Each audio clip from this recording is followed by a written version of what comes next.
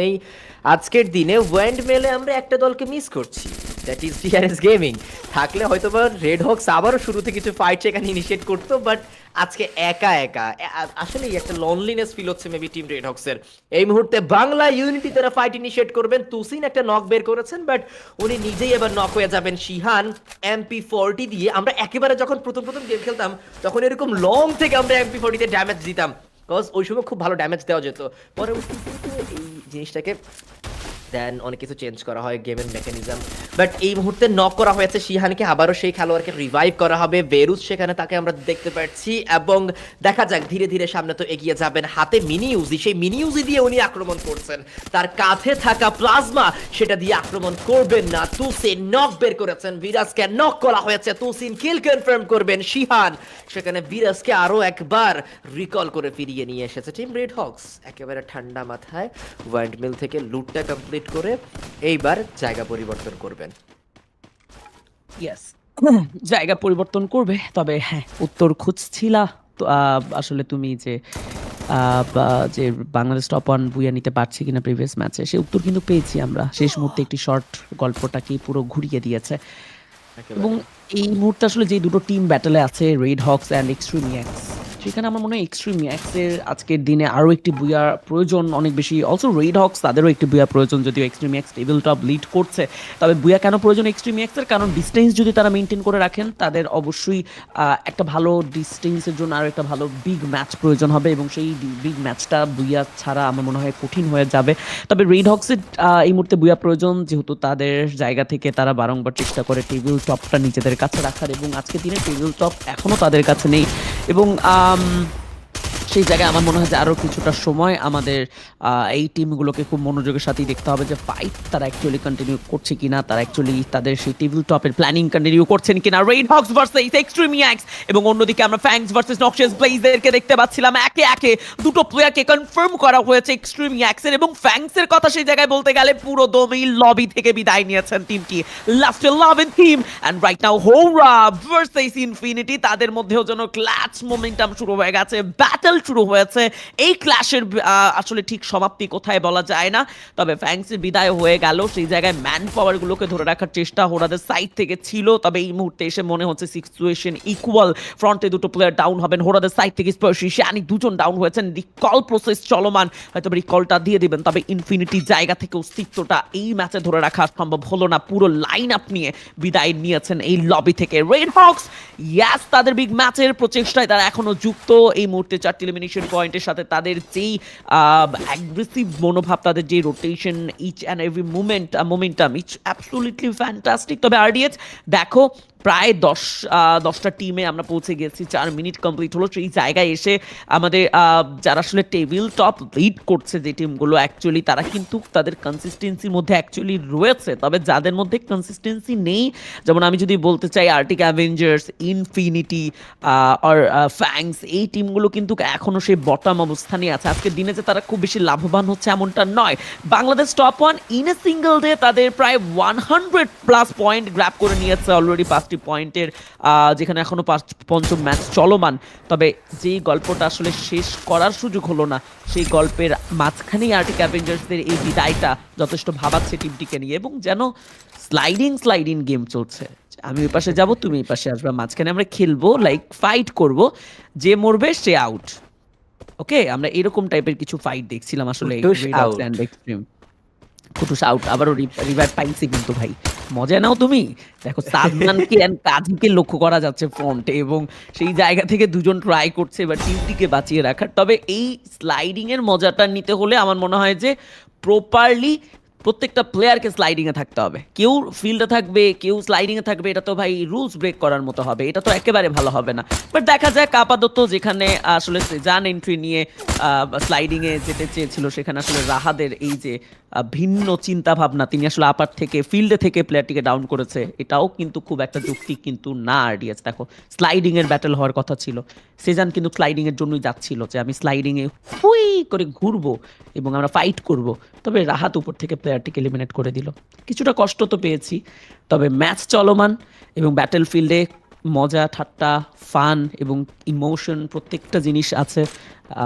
After all situation দেখে যতটুকু মনে হচ্ছে যে রেড হক্স অ্যাকচুয়ালি, আমরা যদি মজাটাকে সাইডেও রাখি, তারা শুরুতেই যে টুকটাক পয়েন্টগুলো গ্র্যাপ করছিল সেখান থেকে একটা ভালো মার্জিন টাচ করে ফেলেছে। নকশিয়াস ব্লেজ আর Hora also same like that, but actually extreme এক্সের এখনও সেই খাতার আমার মনে হয় না শুরু হয়েছে তাদের এই ম্যাচে এখন পর্যন্ত কোনো এনিমিনেশন পয়েন্টের সাথে।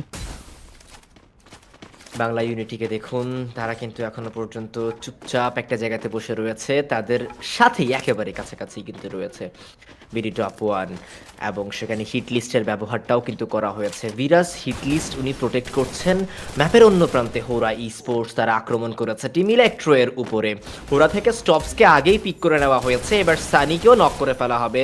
স্পার্শি তার সামনে প্লেয়ার 1v1 ব্যাটেল। ব্লু খুব চমৎকার একটা কভার দিয়েছেন, শাফিনকে নক করে ফেলা হয়েছে। ব্লু এর হাতে স্নাইপার ভিএসকে, সেটা দিয়েই আক্রমণটা করে যাচ্ছেন। ইএলসি ফিফথ, উনি উপর থেকে জাম্প করে আসলেন হিরোর মতো, কিন্তু তাকে কি এবার নক করে ফেলা হবে কিনা, তার কিলটাও আই থিংক এই মুহূর্তে কনফার্ম করা হয়েছে। Sami X the last man standing, but wow, Sami X উনি বাঁচিয়ে নিয়েছেন পুরো দলটাকে।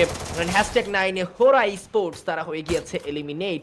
বিডি টপ ওয়ান সেই জায়গাটি থেকে নিজেদের জায়গা পরিবর্তন করে এবার অন্য কোনো দিকে যাবেন, নাকি বাংলা ইউনিটি দলটার সাথে ফাইট ইনিশিয়েট করবেন? বাংলা ইউনিটি দুই দলের মাঝখানে পড়ে যেতে পারেন, কারণ দেখুন টিম এনডিটি তারাও কিন্তু এই দিকটাতেই আসছে, এবং শিহান পুরো ওপেন গ্রাউন্ডে, তার কাছে শুধুমাত্র কাভার রয়েছে একটা পাথরের, যেটা কিনা বিডি টপ ওয়ানের প্লেয়ার্সদের থেকে তাকে সেভ করবে। পেছন থেকে আসা নিয়ন ডমিনেটরসদের প্লেয়ার থেকে তাদের সেভ করবে না। তুসিন তার উপর আক্রমণ করা হচ্ছে, টাইম টার্নার ব্যবহার করেছিলেন, কিন্তু অ্যাডি খুব চমৎকার ভাবে সেই কিলটা কনফার্ম করলেন। এইবার বাংলা ইউনিটির জন্য সিচুয়েশনটা আরো বেশি খারাপ হয়ে গিয়েছে, তাদেরকে বিদায় নিতে হবে। ফ্রস্টি ট্র্যাক দিয়ে একবার এই সাইড একবার ওই সাইড করে পুরোপুরিভাবে কিন্তু এখান থেকে বিদায় নিয়েছেন শিহান অ্যান্ড নিয়ন ডমিনেটরস। এইবার তারা বিডি টপ ওয়ানের সাথে ফাইট করতে পারে।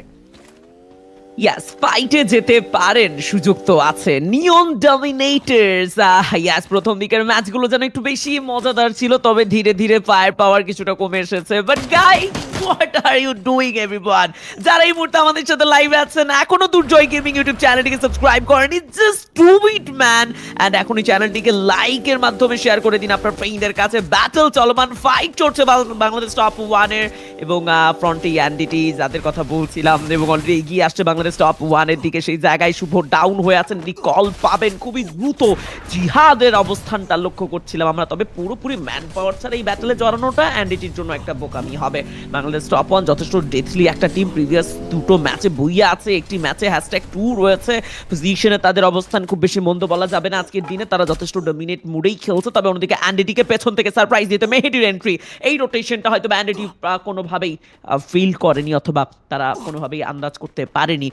অ্যাকচুয়ালি আমার মনে হয় যে এনডিটি যদি এই মুহূর্তে প্রেশার ফেস করে, দেন ইটস হাই পসিবল যে টিমটিকে আমরা হারিয়ে ফেলতে পারি। তবে অন্যদিকে এক্সট্রিম এক্সের অবস্থা এখনো বেশ মুমূর্ষ, দুটো player eliminated and last two athletes from the side of team extreme X, and আমরা রেড হক্সকে অবস্থান করতে দেখছিলাম। তবে নকশিয়াস ব্লেজ এই টিমটাকে নিয়ে অ্যাকচুয়ালি কি স্টেটমেন্ট দিব আমার পক্ষে আসলে সেটা বোঝা বেশ কঠিন হয়ে যাবে। আর দেখো টিমটি কনসিস্টেন্সি মাঝে মাঝে মনে হয় যে বেশ ভালোভাবে আমাদের দেখাচ্ছে, মাঝে মাঝে মনে হয় যে আইলা কনসিস্টেন্সি তো গেয়া।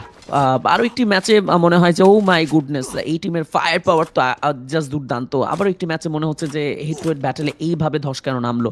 সো সারপ্রাইজ যেন নকশিস ব্লেজ আমাদেরকে প্রত্যেকটা মুহূর্তেই দিচ্ছে। সো চতুর্থ ম্যাচ শেষে, পঞ্চম ম্যাচ শেষে সারপ্রাইজটা কেমন হবে, সেটা কতটা মজাদার হবে, সেটা বোঝার জন্য আমার মনে হয় আপনাদেরকে আরও কিছুটা সময় ওয়েট করতে হবে। অলরেডি সেই জায়গায় শুভ এন্ট্রি হবে, ভালো একটা ডাউন কনফার্ম করেছেন ফ্রন্টে থাকা প্লেয়ারটিকে। ওয়াও, ফ্যান্টাস্টিক শুভ, প্রান্তকে সাথে নিয়ে এবার পুরো লাইন আপের নেক্সট আমার মনে হয় জাস্ট এরিয়া নেক্সট গন্তব্য হতে পারে সেফ জোন। এবং লাস্ট মুহূর্তের দিকে এসে আরডিএস তুমি ভালো করেই জানো জোন কতটা ডেথলি, এবং সোলারার মতো একটি ম্যাপ যেখানে জোনের প্রেশারটা অবশ্যই মাথায় রাখতে হয় প্লেয়ারদের। সেখানে আবারও যদি সেফ জোনে গিয়ে একটা ভালো পজিশন গ্র্যাপ না করে, একটা ভালো স্টেটমেন্ট, একটা ভালো জায়গা যদি তারা গ্র্যাপ না করে, তবে সেই জায়গায় লাস্ট জোন পর্যন্ত সেখানে তাদেরকে সেই প্রেশারটা নিয়ে চলতে হবে। ভেহিকলটা ব্রেক করা হবে, যথেষ্ট বিলাসবহুল একটা ভেহিকল ছিল, তবে সেই ভেহিকলটা ব্রেক করেই অ্যান্ডিটিকে পুরো দমে ম্যাচ থেকে বিতাড়িত করার চেষ্টা। অ্যাডি ডাউন নিয়েছেন, জিহাদ দ্য লাস্ট অ্যাথলেট। যিনিও তার জায়গা থেকে এই মুহূর্তে ডিসিশন নিয়েছে আমরা রেড হক্স অ্যান্ড এক্সট্রিম এক্সের মতো চলো স্লাইডিং করি, এটা ভালো হবে, মজা হবে। এবং লাইক বাংলাদেশ টপ 1 তারা হয়তো বা পিছু পিছু এসেছিল অ্যান্ডেটিকে বিদায় দেওয়ার জন্য, তবে অ্যান্ডেটির শেষ প্লেয়ারটি তো বের হয়ে গেছে। তবে রেড হক্স তাদের ফ্রন্টে আছেন এবং যেই দিকে যাচ্ছেন সেই দিকে অবশ্যই রেড হক্স তাদের সাথে সাক্ষাৎ করার জন্য প্রস্তুত। এবং শুধু রেড হক্সই নয়, ইলেকট্রো দেখো আরডিএফ সেই জায়গায়, কি মনে হয় রেড হক্স, ইলেকট্রো অ্যান্ড সেখানে যদি বাংলাদেশ টপ 1 অ্যাটেন্ড করে ব্যাটেলে, তবে এটা কি যুদ্ধক্ষেত্র থেকে কিছুটা কম হবে কিনা?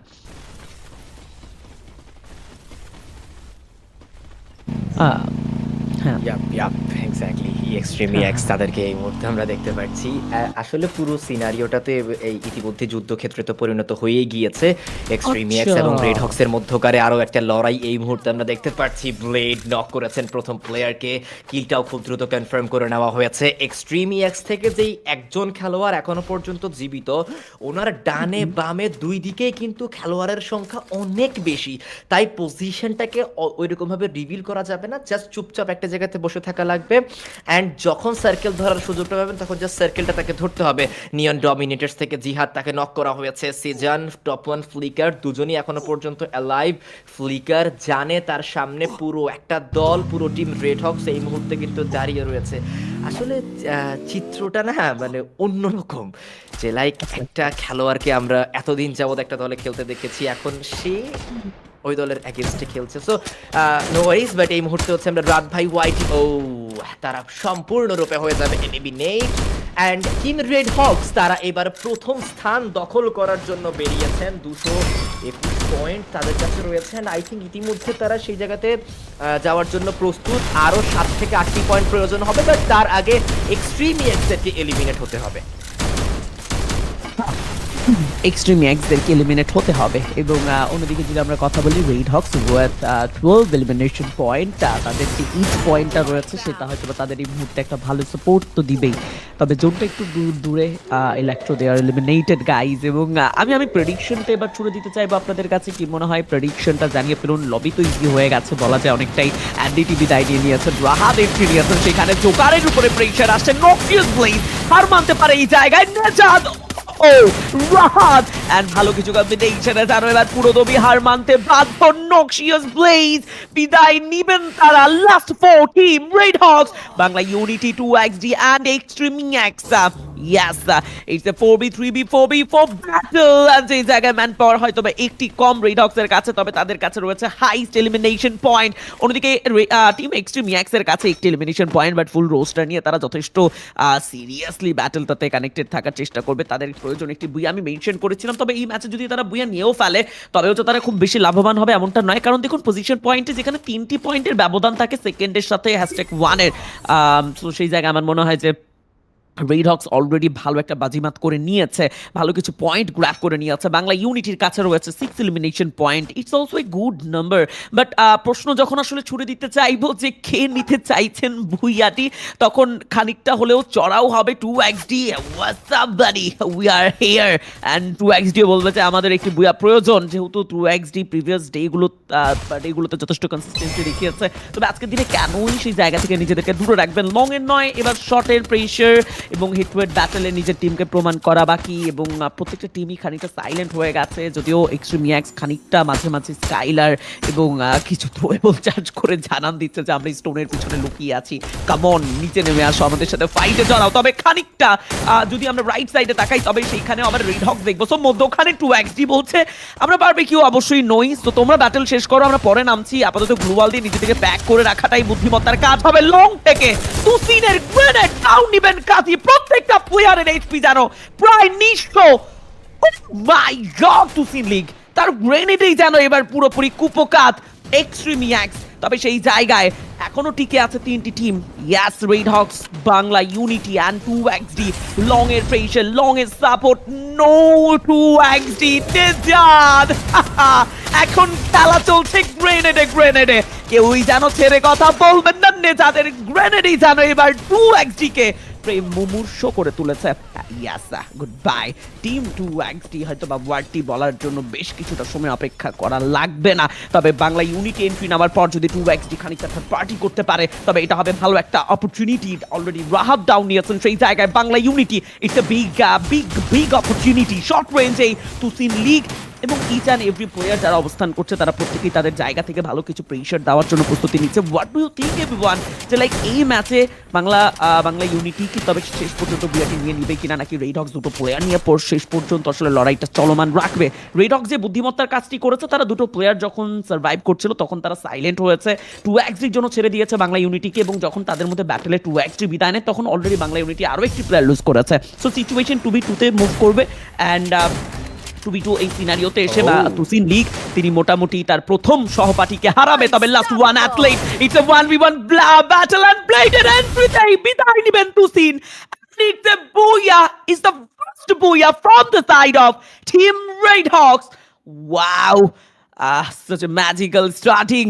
RDS দেখো আজকের দিনের প্রথম বুয়া টিম রেড হক্সের কাছে। So Lara such a magical day buddy, blade last মুহূর্তে এসে তার M590-র ক্যারিশমা দেখিয়েছে। তবে গেমস আমার এই মুহূর্তে আমাদের সামনে, যেটা নিয়ে অবশ্যই কথা বলা দরকার। একেবারে কথা বলা দরকার। Game summary: total elims 80, then total knocks 108, and total damage 54,000, then 395, then total medikit use 132, then total glue all destroyed, সেখানেও কিন্তু আমরা দেখতে পেয়েছি 104। সো গেম সামারি চমৎকার, এবং সেখানে এলিমসও অনেক বেশি প্রকারের অনেক বেশি পরিমাণের হচ্ছে বেরিয়েছে।